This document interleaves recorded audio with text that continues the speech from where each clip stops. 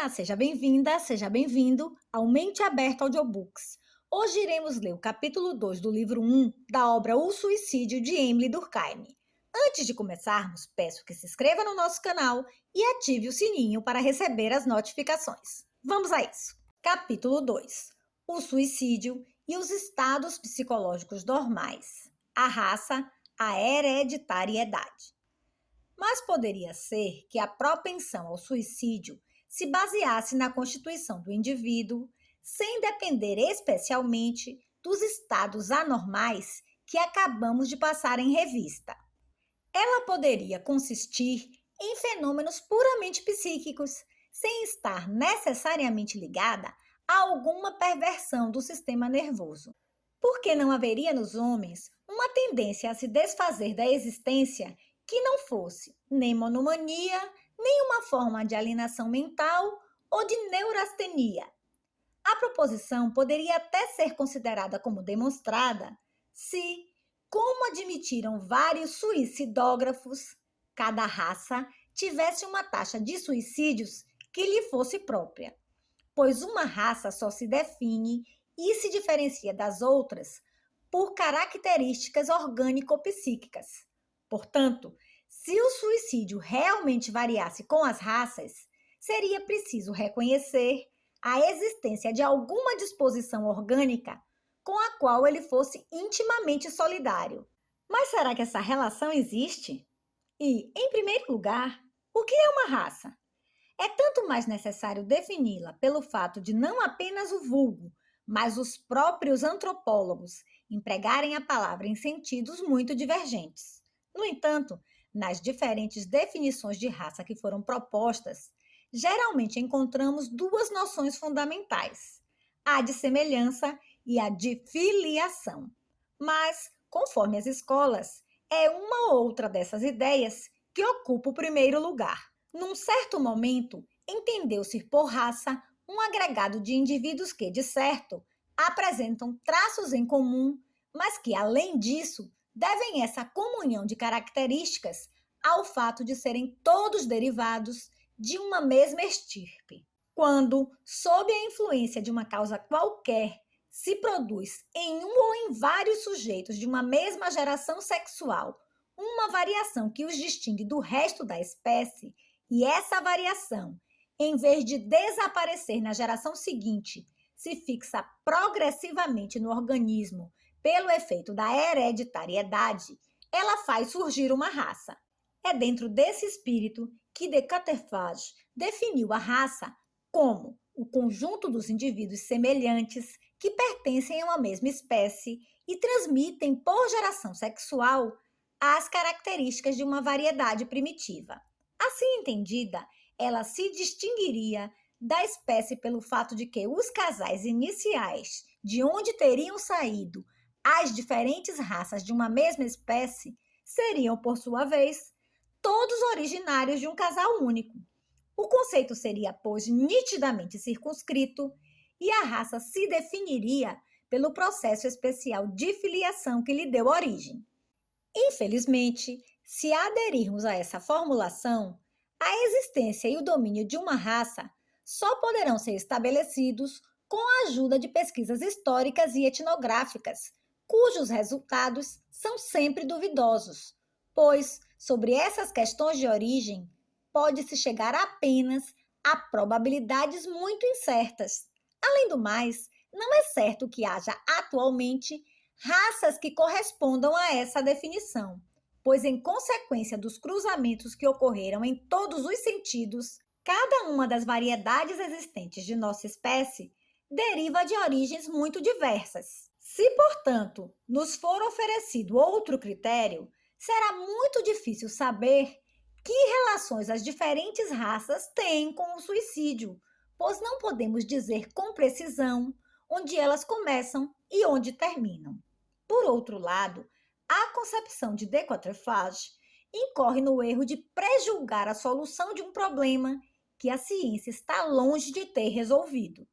Ela supõe, com efeito, que as qualidades características da raça tenham se formado ao longo da evolução, que só se tenham fixado no organismo sob a influência da hereditariedade. Ora, isso é contestado por toda uma escola de antropólogos denominados poligenistas. Segundo eles, a humanidade não descende em sua totalidade de um único casal, como pretende a tradição bíblica, mas teria surgido, seja simultaneamente, seja sucessivamente, em pontos distintos do globo. Como essas estirpes primitivas teriam se formado independentemente uma das outras e em meios diferentes, elas teriam se diferenciado já desde o início. Consequentemente, cada uma teria sido uma raça. As principais raças não se teriam constituído, portanto, graças à afixação progressiva de variações adquiridas, mas desde o início e de saída. Uma vez que esse grande debate continua aberto, não é metódico introduzir a ideia de filiação ou de parentesco na noção de raça, mas vale defini-la por seus atributos imediatos, tais como podem ser alcançados diretamente pelo observador, e deixar de lado qualquer questão de origem. Restam então apenas duas características que a singularizam. Em primeiro lugar, é um grupo de indivíduos que apresentam semelhanças, mas isso também ocorre para membros de uma mesma confissão ou de uma mesma profissão. O que a caracteriza especificamente é que essas semelhanças são hereditárias. É um tipo que, seja qual for a maneira pela qual se tenha formado originalmente, é atualmente transmissível por hereditariedade.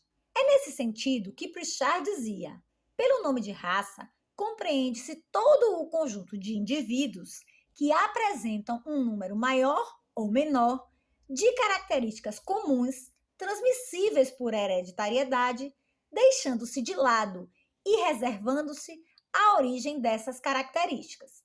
Broca exprime-se mais ou menos nos mesmos termos. Quanto às variedades do gênero humano, elas receberam o nome de raças, que faz surgir a ideia de uma filiação mais ou menos direta entre os indivíduos da mesma variedade, mas não resolve nem afirmativamente nem negativamente a questão de parentesco entre indivíduos de variedades diferentes. Assim colocado, o problema da constituição das raças torna-se solúvel. Contudo, a palavra é tomada numa acepção tão ampla que acaba por se tornar indeterminada. Já não designa apenas as ramificações mais gerais da espécie, as divisões naturais e relativamente imutáveis da humanidade, porém, os mais variados tipos. Desse ponto de vista, com efeito, cada grupo de nações cujos membros, em decorrência das relações íntimas que os uniram durante séculos, apresentam similaridades em parte hereditárias, constituiria uma raça. Assim, fala-se às vezes de uma raça latina, de uma raça anglo-saxã, etc.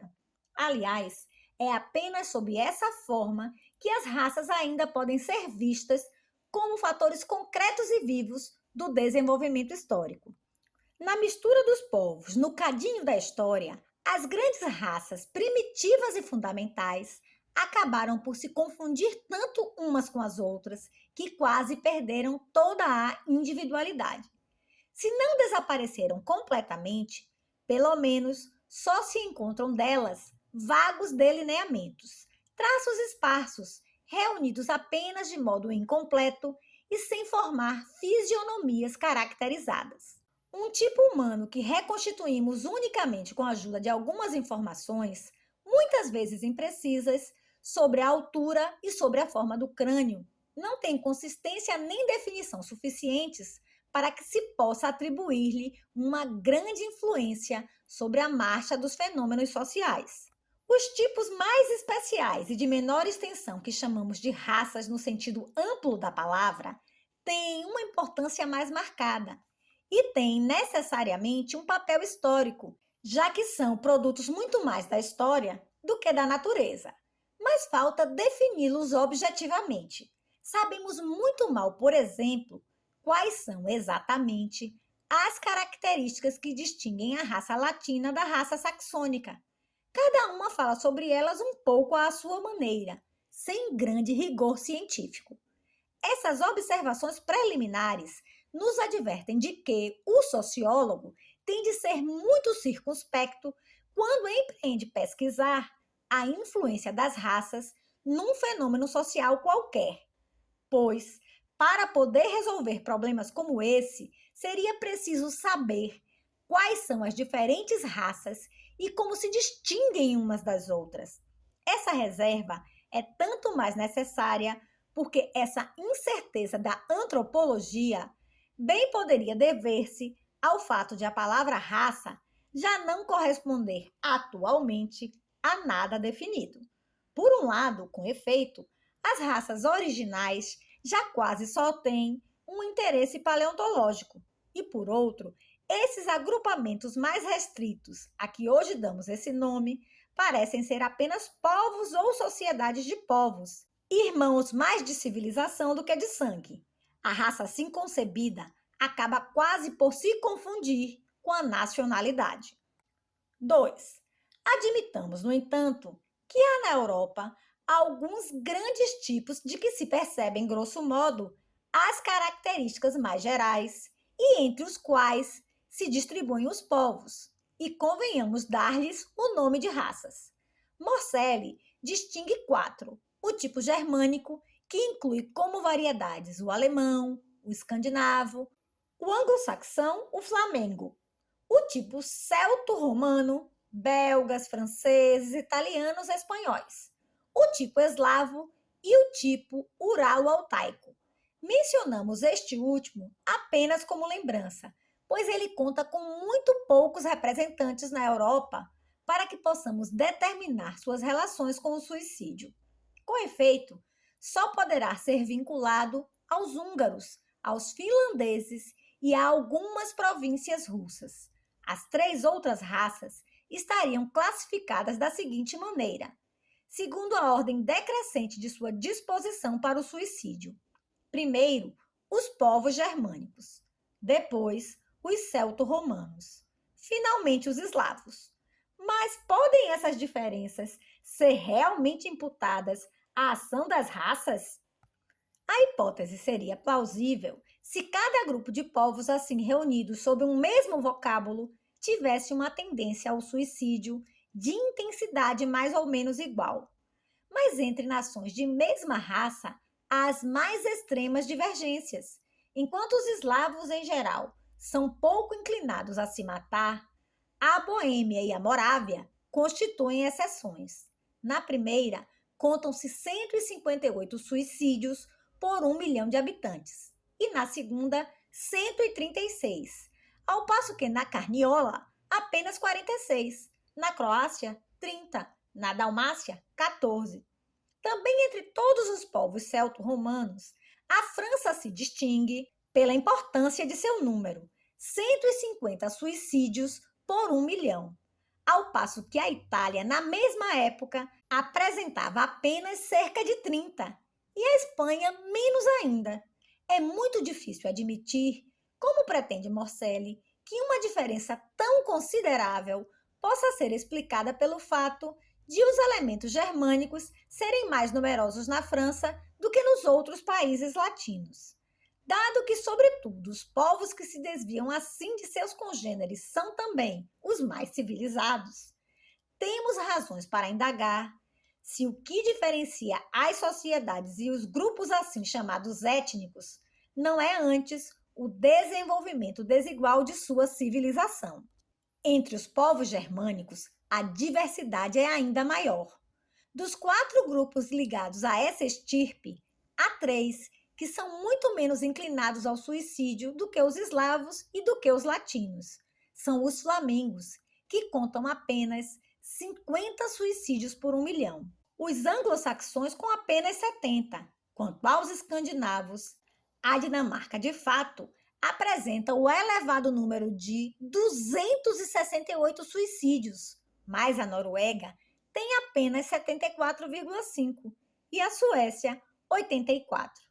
É impossível, portanto, atribuir a taxa de suicídio dinamarquesa à raça, pois, nos 2 países em que essa raça é mais pura, ela produz efeitos contrários. Em suma, De todos os povos germânicos, só os alemães, de maneira geral, são intensamente levados ao suicídio. Portanto, se tomássemos os termos em sentido rigoroso, aqui já não poderia tratar-se de raça, mas de nacionalidade. No entanto, como não está demonstrado que não há um tipo alemão que seja em parte hereditário, podemos convir em estender o sentido da palavra até esse limite extremo e dizer que, entre os povos de raça alemã, o suicídio é mais desenvolvido do que na maioria das sociedades celto-romanas, eslavas ou até mesmo anglo-saxãs e escandinavas. Mas é só isso que se pode concluir dos números precedentes. Seja como for, esse caso é o único em que se poderia suspeitar a rigor uma certa influência das características étnicas. Ainda assim, veremos que, na realidade, a raça não tem nenhuma participação. Com efeito, para poder atribuir a essa causa a propensão dos alemães ao suicídio, não basta constatar que ele é geral na Alemanha, pois essa generalidade poderia dever-se à natureza própria da civilização alemã. Mas seria preciso ter demonstrado que essa propensão está ligada a uma condição hereditária do organismo alemão, que é um traço permanente do tipo que subsiste, mesmo que o meio social se modifique. É apenas sob essa condição que poderemos considerá-lo um produto da raça. Examinemos, pois, se fora da Alemanha, quando associado à vida de outros povos e aclimatado a civilizações diferentes, o alemão mantém sua triste primazia. A Áustria nos oferece, para responder à questão, uma experiência perfeita. Lá, os alemães estão misturados, em proporções muito diferentes conforme as províncias, a uma população cujas origens étnicas são completamente diferentes. Vejamos então se sua presença tem o efeito de elevar o número de suicídios. O quadro 7 indica, para cada província, a taxa média de suicídios durante o período quinquenal 1872-77 e, ao mesmo tempo, a importância numérica dos elementos alemães. A participação das diferentes raças foi definida pela natureza dos idiomas empregados. Embora esse critério não seja de uma exatidão absoluta, é o mais seguro que podemos utilizar. É impossível perceber neste quadro que extraímos do próprio Morcelli o menor vestígio da influência alemã. A Boêmia, a Morávia e a Bucovina, que compreendem apenas de 37% a 9% de alemães, têm uma média de suicídio, 140, superior à da Estíria, da Caríntia e da Silésia, 125, onde os alemães, no entanto, são em grande maioria.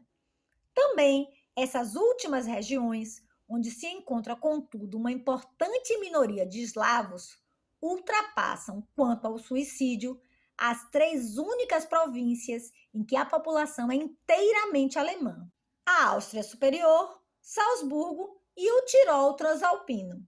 É verdade que a Áustria Inferior apresenta muito mais suicídios do que as outras regiões, mas seu avanço nesse ponto não pode ser atribuído à presença de elementos alemães, pois estes são mais numerosos na Áustria Superior. Em Salzburgo e no Tirol Transalpino, onde as pessoas se matam 2 ou 3 vezes menos. A verdadeira causa desse número elevado é que a sede administrativa da Áustria Inferior é Viena, que, como todas as capitais, conta todos os anos um número enorme de suicídios. Em 1876, cometia-se nessa cidade 320 suicídios por 1 milhão de habitantes. É preciso, então, evitar atribuir à raça o que cabe à grande cidade. Inversamente, se o litoral, a Carniola e a Dalmácia têm tão poucos suicídios, não é por causa da ausência de alemães, pois no Tirol Cisalpino, na Galícia, onde, no entanto, não há maior número de alemães, há de 2 a 5 vezes mais mortes voluntárias. Mesmo calculando a taxa média de suicídios, para o conjunto das 8 províncias, de minoria alemã, chegamos a 86, ou seja, tanto quanto no Tirol Transalpino, onde só há alemães, e mais do que na Carintia e na Estíria, onde eles são muito numerosos. Assim, quando o alemão e o eslavo vivem no mesmo lugar social, sua tendência ao suicídio é sensivelmente a mesma. Por conseguinte, a diferença que se observa entre eles, quando as circunstâncias são outras, não está vinculada à raça. O mesmo ocorre para a diferença que assinalamos entre o alemão e o latino.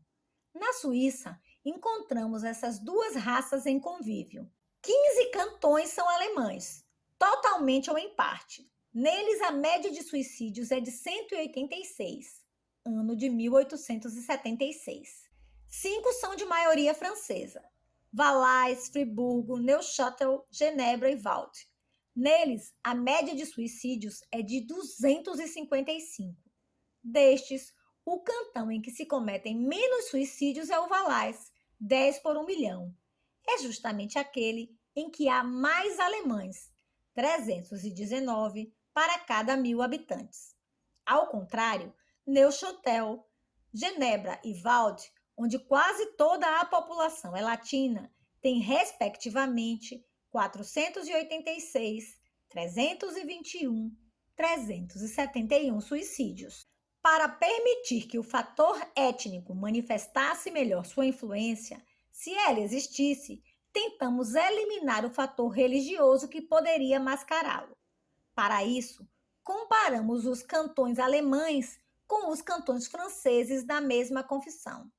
Os resultados desse cálculo só confirmaram os anteriores. Por um lado, não há diferença sensível entre as duas raças. Por outro, são os franceses que detêm a superioridade.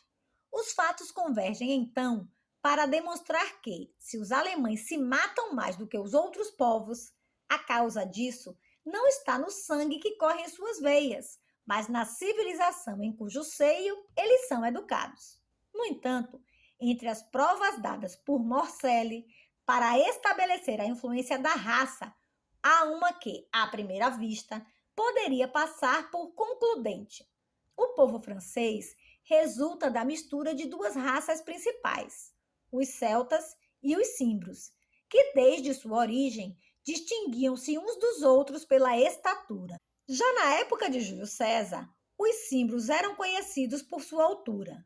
Também foi pela estatura dos habitantes que Broca pôde determinar de que maneira essas duas raças se distribuem atualmente na superfície de nosso território. E ele concluiu que as populações de origem céltica são preponderantes ao sul do Loire e as de origem címbrica ao norte. Esse mapa etnográfico tem, portanto, uma certa semelhança com o dos suicídios, pois sabemos que estes estão concentrados na parte setentrional do país e, pelo contrário, atingem seu mínimo no centro e no sul. Mas Morselli foi mais longe. Acreditou poder determinar que os suicídios franceses variavam regularmente segundo o modo de distribuição dos elementos étnicos. Para proceder a essa demonstração, constituiu 6 grupos de departamentos. Calculou para cada um deles a média de suicídios e também a dos recrutas dispensados por insuficiência de estatura, o que é uma maneira indireta de medir a estatura média da população correspondente, pois ela se eleva na medida em que o número de dispensados diminui. Ora, ocorre que essas duas séries de médias variam em razão inversa. Há tanto mais suicídios quanto menos dispensados por estatura insuficiente, ou seja, quanto maior a estatura média. Uma correspondência tão exata, se fosse demonstrada, dificilmente poderia ser explicada a não ser pela ação da raça. Mas a maneira pela qual Morselli chegou a esse resultado não nos permite considerá-lo definitivo. Com efeito, ele tomou por base de sua comparação os 6 grupos étnicos definidos por Broca segundo o suposto grau de pureza das duas raças célticas ou címbricas. Ora, seja qual for a autoridade desse cientista, Essas questões etnográficas são muito complexas e dão demasiado ensejo à diversidade de interpretações e de hipóteses contraditórias para que se possa considerar como certa a classificação proposta por ele. Basta ver em quantas conjecturas históricas, mais ou menos inverificáveis, ele a deve ter apoiado. E embora dessas pesquisas se conclua com toda a evidência que na França há dois tipos antropológicos nitidamente distintos, a realidade dos tipos intermediários e de matizes diversos que ele julgou reconhecer é bem mais duvidosa. Se, portanto, deixando de lado esse quadro sistemático, mas talvez por demais engenhoso, nos contentarmos em classificar os departamentos segundo a estatura média que é própria a cada um deles, ou seja, segundo o número médio dos recrutas dispensados por insuficiência de estatura, e se, diante de cada uma dessas médias, colocarmos a dos suicídios, chegaremos aos seguintes resultados, que diferem sensivelmente daqueles obtidos por Morcelli. A taxa de suicídios não cresce de maneira regular proporcionalmente à importância relativa dos elementos símbricos ou supostamente símbricos, pois o primeiro grupo, em que as estaturas são superiores, conta menos suicídios do que o segundo, e não sensivelmente mais do que o terceiro. Do mesmo modo, os três últimos estão mais ou menos no mesmo nível, por mais que sejam desiguais quanto às estaturas. O que se conclui desses números é que, do ponto de vista tanto dos suicídios como das estaturas, a França está dividida em duas metades. Uma setentrional, em que os suicídios são numerosos e as estaturas elevadas, e outra central, em que as estaturas são mais baixas e as pessoas se matam menos, sem que, no entanto, essas duas progressões sejam exatamente paralelas. Em outras palavras, as duas grandes massas regionais que percebemos no mapa etnográfico se repetem no dos suicídios, mas a coincidência só é verdadeira grosso modo e de maneira geral. Ela não se repete nos detalhes das variações apresentadas pelos dois fenômenos comparados. Uma vez assim reduzida às suas proporções reais, ela já não constitui uma prova decisiva em favor dos elementos étnicos, pois não é mais do que um fato curioso, insuficiente para demonstrar uma lei. Ela pode muito bem ser devida apenas à simples convergência de fatores independentes. Pelo menos, para que pudesse ser atribuída a ação das raças, seria preciso que essa hipótese fosse confirmada e até requerida por outros fatos. Ora, pelo contrário, ela é contrariada pelos que se seguem. Primeiro, seria estranho que um tipo coletivo, como o dos alemães, cuja realidade é incontestável e que tem uma afinidade tão forte com o suicídio, deixasse de manifestá-la com a mudança das circunstâncias sociais, e que um tipo meio problemático, como o dos celtas ou dos antigos belgas, dos quais restam apenas raros vestígios, tivesse ainda hoje uma ação eficaz sobre essa mesma tendência. Há uma distância muito grande entre a extrema generalidade das características que perpetuam sua lembrança e a especialidade complexa de uma tal propensão. Segundo, veremos adiante que o suicídio era frequente entre os antigos celtas. Se hoje, portanto, ele é raro nas populações que se supõem serem de origem céltica, não pode ser em virtude de uma propriedade congênita da raça, mas de circunstâncias externas que mudaram. Terceiro, celtas e cimbros não constituem raças primitivas e puras. Eram unidos pelo sangue, tal como pela língua e pelas crenças. Ambos são apenas variedades da raça de homens louros e de alta estatura, que, seja por invasões em massa, seja por migrações sucessivas, pouco a pouco se espalharam por toda a Europa. A única diferença que há entre eles do ponto de vista etnográfico é que os celtas, cruzando-se com as raças morenas e baixas do sul, distanciaram-se mais do tipo comum.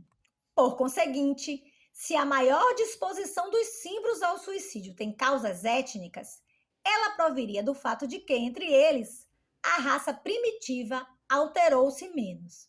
Mas então, mesmo fora da França, deveríamos assistir a um crescimento do suicídio, tanto mais que as características distintivas dessa raça são mais pronunciadas. Ora, isso não acontece. É na Noruega que se encontram as estaturas mais elevadas da Europa, 1,72 metros. E, aliás, tudo indica que esse tipo seja originário do norte, particularmente das margens do Báltico. É lá também que se supõe que ele tenha se mantido melhor. No entanto, na Península Escandinava, a taxa de suicídios não é elevada. Disse que a mesma raça conservou mais sua pureza na Holanda, na Bélgica e na Inglaterra do que na França. E, no entanto, este último país é muito mais fecundo em suicídio do que os três outros.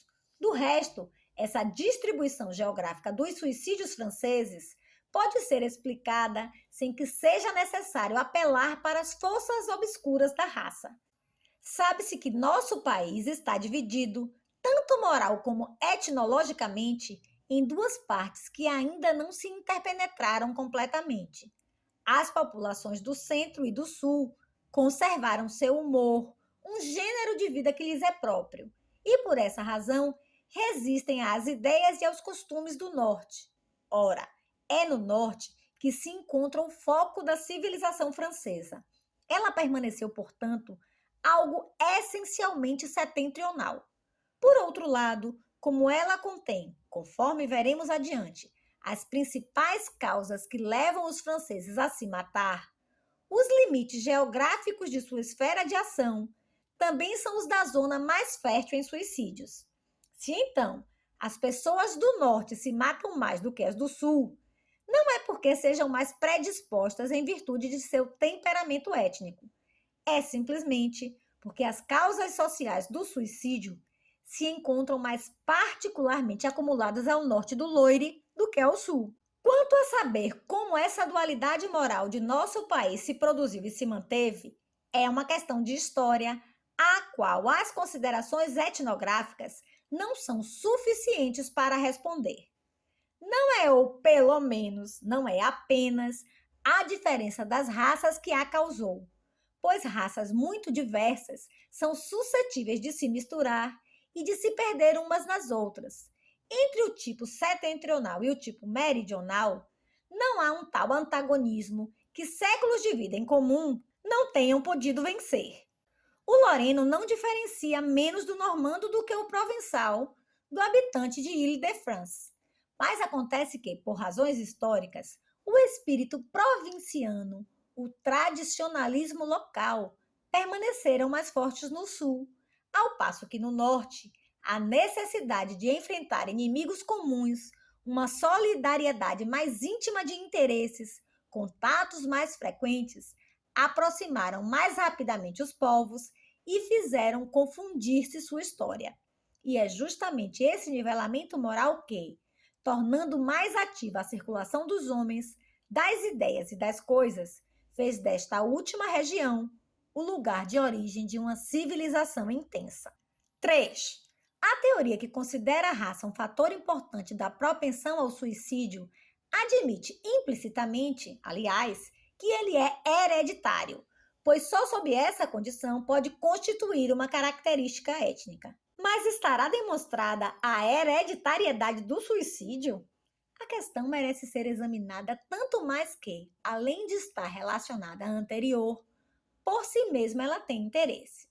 Se com efeito estivesse estabelecido que a tendência ao suicídio se transmite geneticamente, seria preciso reconhecer que ela depende estreitamente de um estado orgânico determinado. Mas é importante, em primeiro lugar, definir o sentido das palavras. Quando se diz que o suicídio é hereditário, entende-se simplesmente que os filhos dos suicidas, tendo herdado o humor dos pais, são inclinados a se conduzir como eles nas mesmas circunstâncias?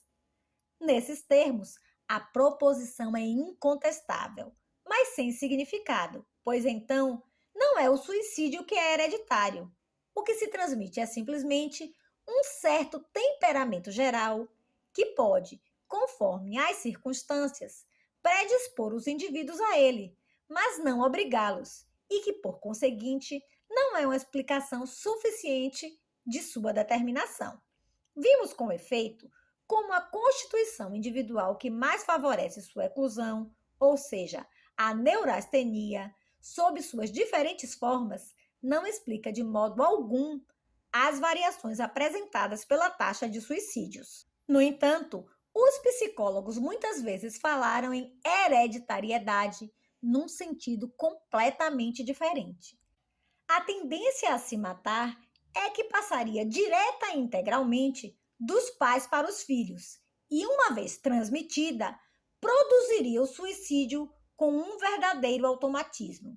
Ela consistiria, então, numa espécie de mecanismo psicológico dotado de uma certa autonomia, não muito diferente de uma monomania, ao qual, segundo tudo indica, corresponderia um mecanismo fisiológico igualmente definido. Assim, ela dependeria essencialmente de causas individuais. A observação demonstra a existência de uma tal hereditariedade? Certamente, às vezes vemos o suicídio se reproduzir dentro de uma mesma família com uma regularidade deplorável. Um dos exemplos mais impressionantes é o citado por Gall. Um certo senhor G, proprietário, deixa 7 filhos com uma fortuna de 2 milhões. 6 filhos permanecem em Paris ou nos arredores. Conservam sua parcela da fortuna paterna, alguns até a aumentam. Nenhum sofre desgraças. Todos gozam de boa saúde. Todos os 7 irmãos, no espaço de 40 anos, se suicidaram. Esquirol conheceu um negociante, pai de 6 filhos, dos quais 4 se mataram. Um quinto fez tentativas reiteradas. Além desses casos, vêm-se sucessivamente os pais, os filhos e os netos sucumbirem ao mesmo impulso. Mas o exemplo dos fisiologistas deve nos ensinar a não concluir prematuramente no que se refere a essas questões de hereditariedade que exigem ser tratadas com muita circunspecção. Assim, de certo são numerosos os casos em que a tísica atinge gerações sucessivas, e, no entanto, os cientistas ainda hesitam em admitir que ela seja hereditária. Até mesmo parece prevalecer a solução contrária. Essa repetição da doença no seio de uma mesma família pode ser devida, com efeito, não à hereditariedade da própria tísica, mas à de um temperamento geral, propício a receber e a fecundar ocasionalmente o bacilo gerador do mal. Nesse caso, o que se transmite não seria a afecção em si, mas um terreno suscetível de favorecer seu desenvolvimento.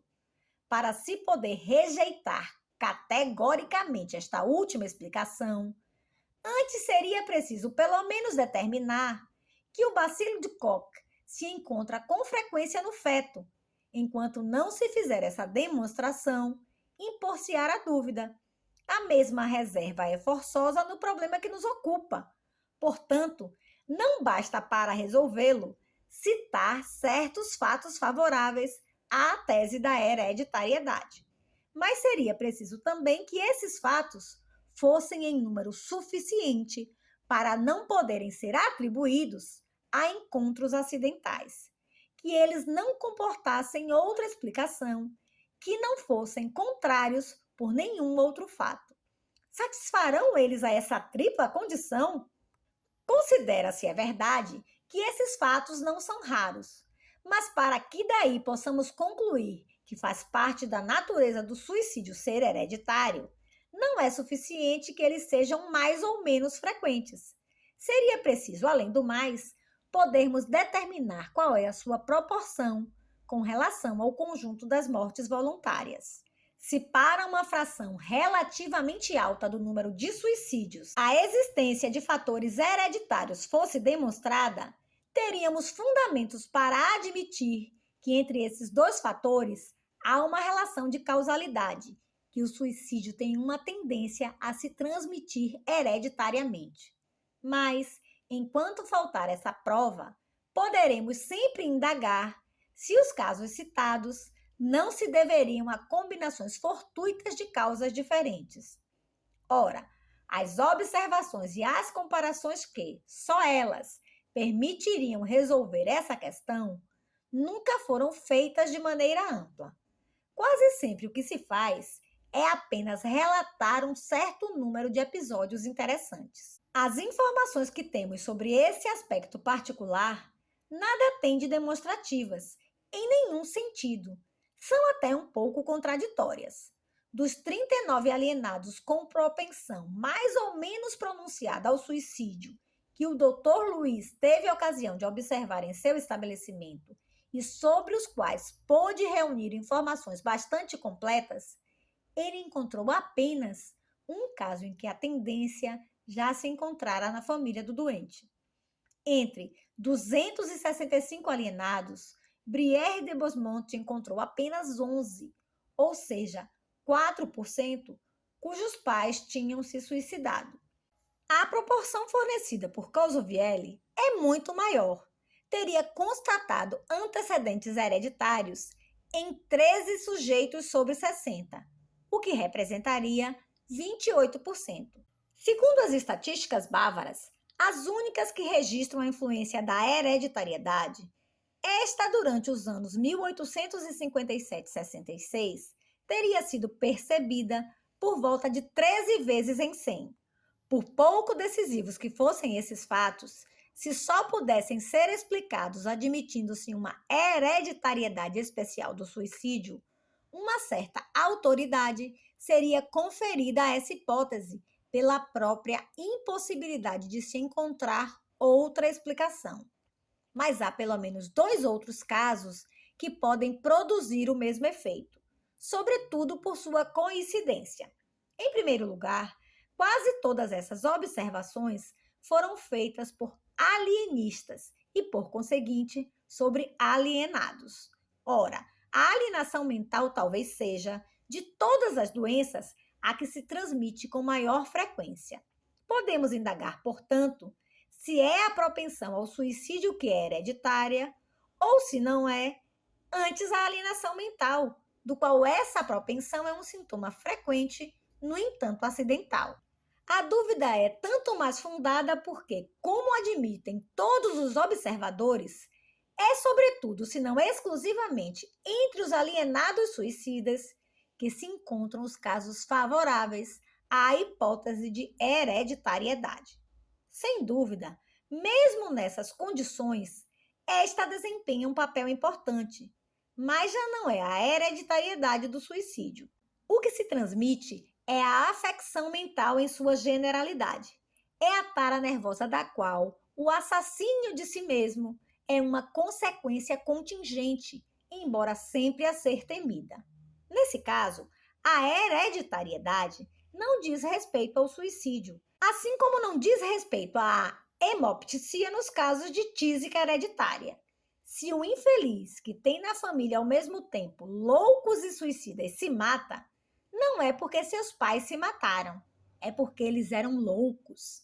Assim, como os distúrbios mentais se transformam a se transmitir, tal como, por exemplo, a melancolia dos ascendentes torna-se delírio crônico ou loucura instintiva nos descendentes, pode acontecer que vários membros de uma mesma família se matem e que todos esses suicídios, derivados de loucuras diferentes, pertençam, por conseguinte, a tipos diferentes. No entanto, essa primeira causa não é suficiente para explicar todos os fatos, pois, por um lado, não está provado que o suicídio sempre se repita apenas nas famílias de alienados. Por outro, permanece a particularidade notável de que, em algumas dessas famílias, o suicídio pareça estar em estado endêmico, embora a alienação mental não implique necessariamente uma tal consequência. Nem todo louco é levado a se matar. De onde provém, então, que haja estirpes de loucos que pareçam predestinados a se destruir? Essa coincidência de casos semelhantes supõe, evidentemente, um fator que não o anterior, mas podemos explicá-lo sem o atribuir à hereditariedade. A força contagiosa do exemplo basta para produzi-lo. Veremos num próximo capítulo com efeito que o suicídio é eminentemente contagioso. Essa contagiosidade se faz sentir, sobretudo, nos indivíduos cuja constituição os torna mais facilmente acessíveis a todas as sugestões em geral e às ideias de suicídio em particular. Pois, além de serem levados a reproduzir tudo o que os impressiona, eles tendem principalmente a repetir um ato ao qual já têm certa propensão. Ora, essa dupla condição se realiza nos sujeitos alienados ou simplesmente neurastênicos, cujos pais se suicidaram, pois sua fraqueza nervosa os torna hipnotizáveis, ao mesmo tempo que os predispõe a acolher facilmente a ideia de se matar. Não é de surpreender, portanto, que a lembrança ou o espetáculo do fim trágico dos que lhes são próximos torne-se para eles a fonte de uma obsessão ou de um impulso irresistível.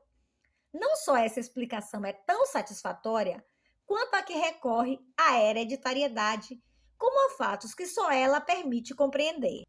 Muitas vezes, nas famílias em que se observam fatos reiterados de suicídio, estes se reproduzem de maneira quase idêntica. Além de ocorrerem na mesma idade, são executados da mesma maneira. Aqui, o enforcamento é privilegiado. Ali, a asfixia ou a queda de lugar alto. Em um caso citado com frequência, a semelhança vai ainda mais longe. Uma mesma arma serviu a uma família inteira e com muitos anos de intervalo.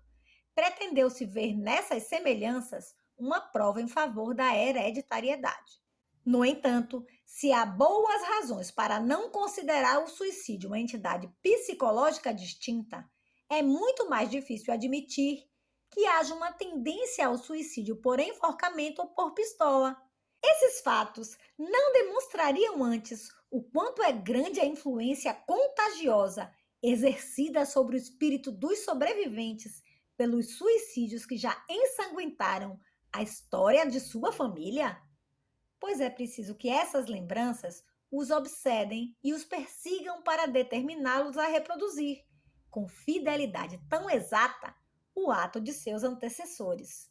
O que torna essa explicação ainda mais verossímil é o fato de numerosos casos em que não se pode falar em hereditariedade e em que o contágio é a causa única do mal, apresentarem a mesma característica. Nas epidemias de que falaremos adiante, quase sempre os diferentes suicídios se assemelham com a mais espantosa uniformidade. Dir-se-ia que são cópias uns dos outros. Todo mundo conhece a história dos 15 inválidos que em 1772 se enforcaram sucessivamente e em pouco tempo no mesmo gancho, num corredor escuro do hospital. Retirado o gancho, a epidemia terminou.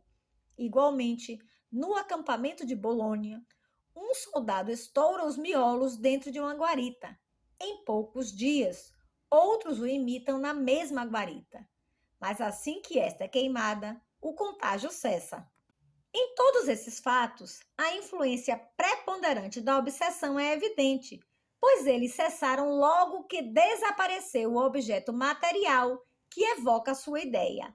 Assim, quando suicídios manifestamente resultantes uns dos outros parecem todos reproduzir um mesmo modelo, é legítimo atribuí-los a essa mesma causa, tanto mais que ela deve ter seu máximo de ação nas famílias em que tudo concorre para aumentar sua força. Muitos indivíduos têm, por outro lado, o sentimento de que, fazendo como seus pais, estão cedendo à força do exemplo. É o caso de uma família observada por Esquirol. O mais novo, irmão, com 26 ou 27 anos, torna-se melancólico e se joga do telhado de sua casa. Um segundo irmão que cuidou dele culpa-se por sua morte, faz várias tentativas de suicídio e morre um ano depois das sequelas de uma abstinência prolongada e reiterada. Um quarto irmão, médico, que 2 anos antes me repetira num desespero assustador que não escaparia à sua sorte, se mata.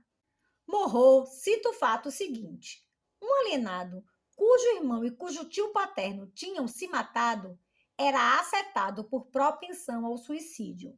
Um irmão que ia visitá-lo em Sheraton estava desesperado com as ideias horríveis que ele relatava e não conseguia se defender da convicção de que também acabaria por sucumbir. Um doente faz a Brière de Bosmont a seguinte confissão: até os 53 anos, passei bem. Não tinha nenhuma tristeza. Meu caráter era bastante alegre. Até que, há 3 anos, comecei a ter ideias sombrias. Há 3 meses, elas não me dão descanso e a cada instante sou impelido a me matar. Não lhe esconderei que meu irmão se matou aos 60 anos. Mas ao chegar aos 56 anos, essa lembrança se apresentou com mais vivacidade ao meu espírito e agora está sempre presente. Mas um dos fatos mais conclusivos é o relatado por Fauré. Uma jovem de 19 anos fica sabendo que um tio do lado paterno se matou voluntariamente.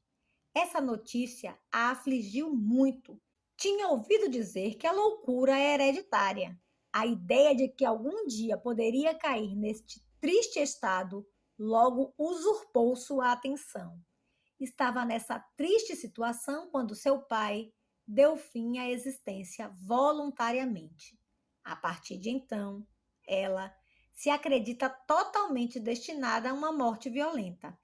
Ocupa-se exclusivamente de seu fim próximo e repete 1000 vezes: devo morrer como meu pai e meu tio. Meu sangue, portanto, está corrompido. E ela comete uma tentativa. Ora, o homem que ela acreditava ser seu pai não era. Para livrá-la de seus temores, sua mãe lhe confessa a verdade e lhe arranja um encontro com o pai verdadeiro. A semelhança física era tão grande que a doente viu todas as suas dúvidas se dissiparem no mesmo instante. A partir de então, renuncia a qualquer ideia de suicídio. Sua alegria volta gradualmente e sua saúde se recupera. Assim, por um lado, os casos mais favoráveis à hereditariedade do suicídio não são suficientes para demonstrar sua existência. Por outro, prestam-se sem dificuldade a uma outra explicação. Mas não é só isso. Certos fatos estatísticos, cuja importância parece ter escapado aos psicólogos, são inconciliáveis com a hipótese de uma transmissão hereditária propriamente dita. São os seguintes. Primeiro, se existe um determinismo orgânico-psíquico de origem hereditária que predestina os homens a se matar, ele deve incidir mais ou menos igualmente sobre os dois sexos, pois, como o suicídio não tem em si mesmo nada de sexual, não há razão para que a geração prejudique mais os meninos do que as meninas.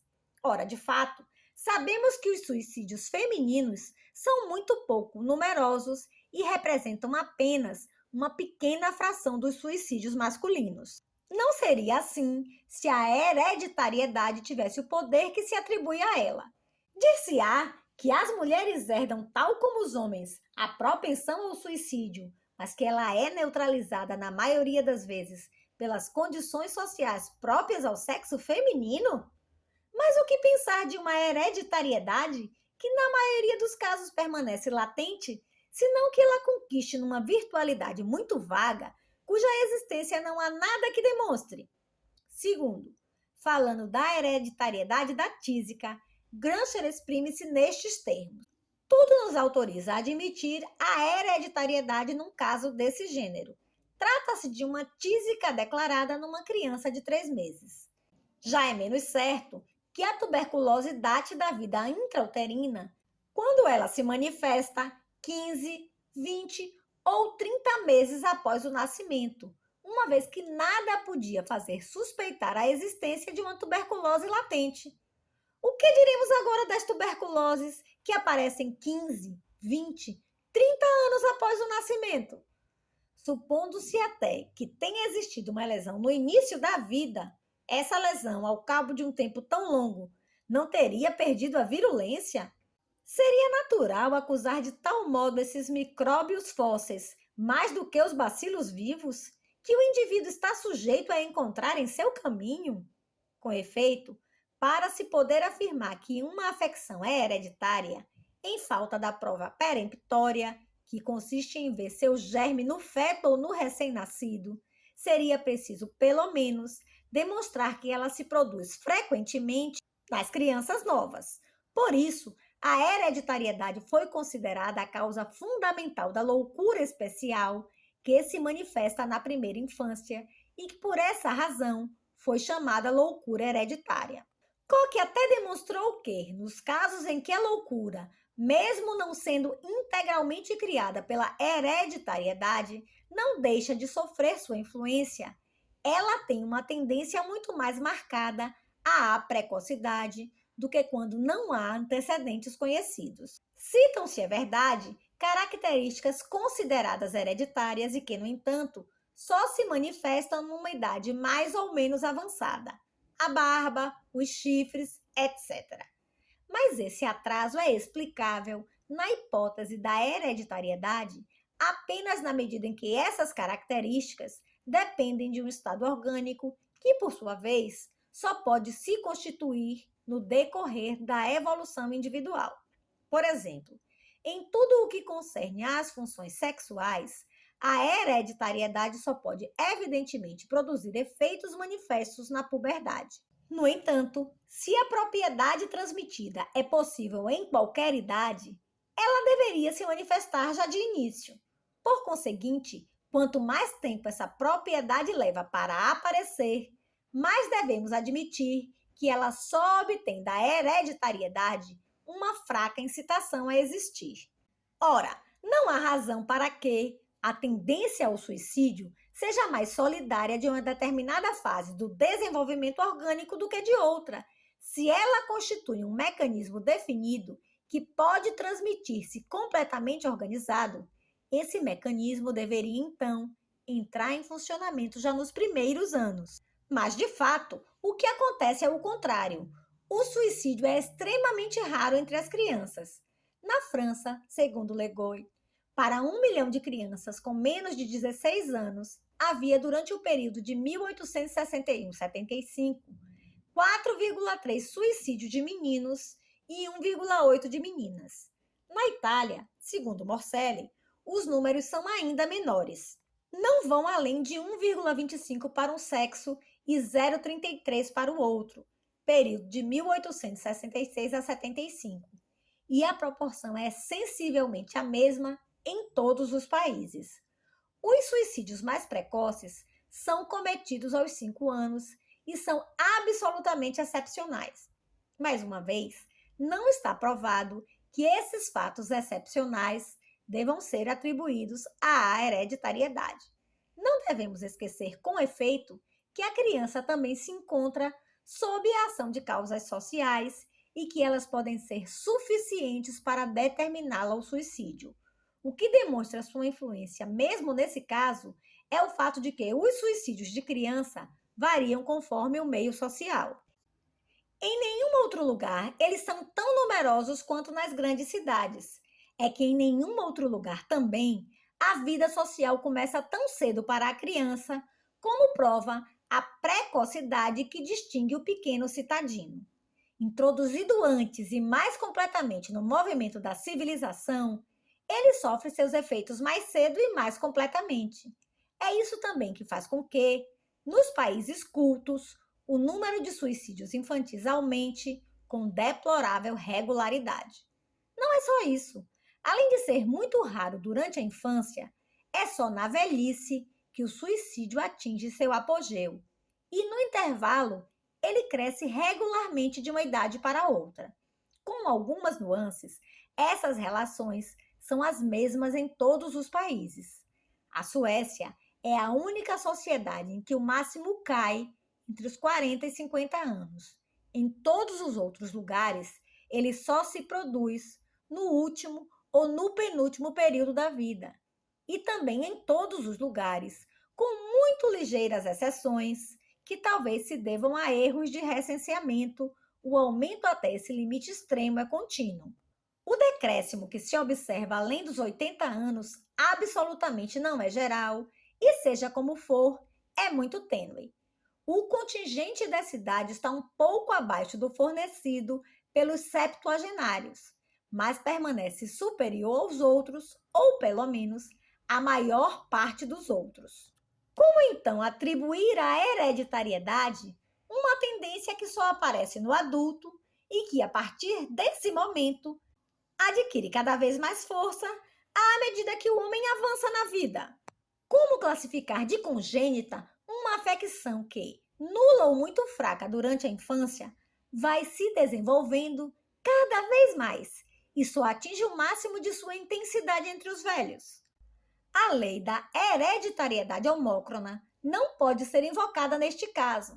Com efeito, ela anuncia que, em certas circunstâncias, a característica herdada aparece nos descendentes mais ou menos na mesma idade que nos pais. Mas não é o caso do suicídio, que depois dos 10 ou 15 anos aparecem em todas as idades sem distinção.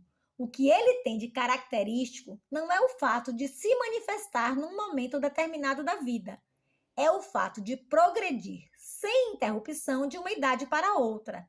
Essa progressão ininterrupta demonstra que a própria causa de que ele depende se desenvolve à medida que o homem envelhece. Ora, a hereditariedade não preenche essa condição, pois ela é, por definição, tudo o que deve e pode ser, desde que a fecundação se realiza.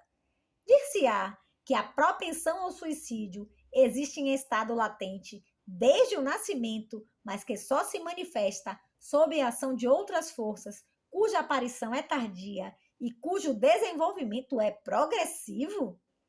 Mas isso é reconhecer que a influência hereditária se reduz no máximo a uma predisposição muito geral e indeterminada.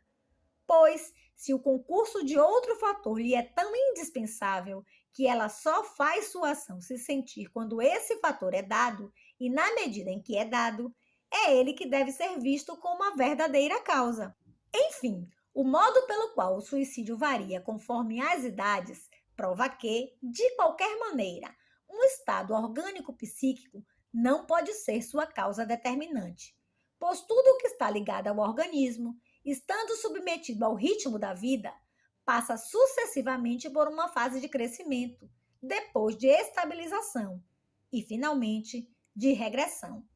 Não há característica biológica ou psicológica que progrida interminavelmente, mas todas, depois de chegarem a um momento de apogeu, entram em decadência. O suicídio, ao contrário, só chega a seu ponto culminante nos últimos limites da carreira humana. Até mesmo o recuo que muitas vezes se constata por volta dos 80 anos, além de ser leve e de não ser absolutamente geral, é apenas relativo, pois os nonagenários ainda se matam tanto quanto os sexagenários, ou mais do que eles, principalmente mais do que os homens em plena maturidade. Não será isso sinal de que a causa que faz o suicídio variar não pode consistir no impulso congênito e imutável, mas na ação progressiva da vida social? Assim como aparece mais ou menos cedo, conforme a idade em que os homens se iniciam na sociedade, o suicídio cresce na medida em que eles se envolvem completamente nela. Estamos assim de volta à conclusão do capítulo anterior. Sem dúvida, o suicídio só é possível se a constituição dos indivíduos não o recusa. No entanto, a condição individual que lhe é mais favorável consiste não numa tendência definida e automática, salvo no caso dos alienados, mas numa disposição geral e vaga, suscetível de tomar formas diversas conforme as circunstâncias, que, embora permita o suicídio, não o implica necessariamente e, por conseguinte, não o explica.